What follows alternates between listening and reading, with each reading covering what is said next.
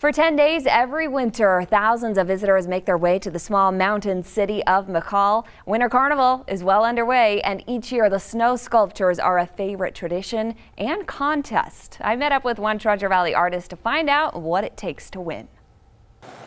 Snow and ice sculptures cover the city streets of McCall, but at Depot Park, there's tough competition. Snow artists from around the West are working long hours in the Idaho State Snow Sculpting Championships. Robert Kazadi is one of them. I've been doing this for 13 years now. This year, the Eagle Man is creating a grandfather clock. We came up with this idea last year at the end of the competition. So we've been thinking about it for about 12 months. So hopefully it comes out.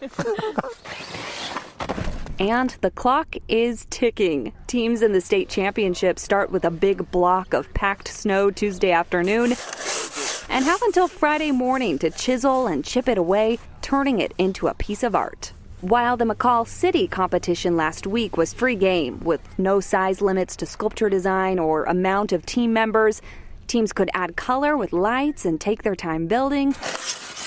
The state championship is more restrictive. No power tools, no armatures. An armature is like taking a 2x4, extending it out, packing it with snow, and making it look like it's a bridge or something like that. You can't do that. We're all given the same size block, 5x5 by 10 feet tall, and then it's up to the artist to take that and turn it into something. It takes some muscle from these three-person teams. It's a little bit of work, right? Yeah, it's a lot of work. And the perfect temperature. We've had a few years where it warms up into the, say, the low 30s, and it is not ideal at all. The snow gets real soft, and you can almost just scrape it away with your hands. It turns into a slush. And we've had years where the sculpture's fallen down because it's just too warm. And when it's cold, you can get more detail on it and you get more intricate and delicate. And that's where you really want it to be. Somewhere in the teens, you know, anywhere from 10 to 20 degrees is ideal. Robert and his team use a variety of tools to carve away the masterpiece, some of them homemade. We use your traditional shovels and saws and things. Curry comb is also a really handy tool. It's kind of like fine sandpaper. See how nice that comes out? I'm onto a piece of wire and it just tears right through the snow. It's awesome, awesome. Instead of using a regular handsaw. Yeah, it's 10 times faster.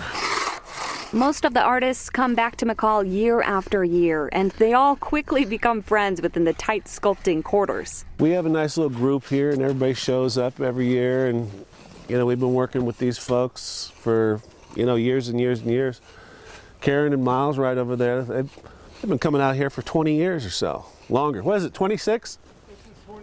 25 years so far. And they all agree the smiles at the end of the week are the best part. On Friday morning, right around lunchtime, it can be an absolute zoo. I've seen 300 people walking around here, and they love it. You know, they bring their kids, and the sculptures are all finished at that point and looking great. So people have a great time. Oh, so much fun. Okay, so look at this. We met up with Robert and his teammate Pat on Wednesday. This is what the clock looks like now. This was taken last night by Robert. The snow sculptures will be judged this morning at 10 o'clock, so they've got a few more hours to do the finishing touches. Best of luck to Robert and Pat. The winner of this contest is invited to nationals next winter. The McCall Winter Carnival wraps up this Sunday, so make the trip up if you can.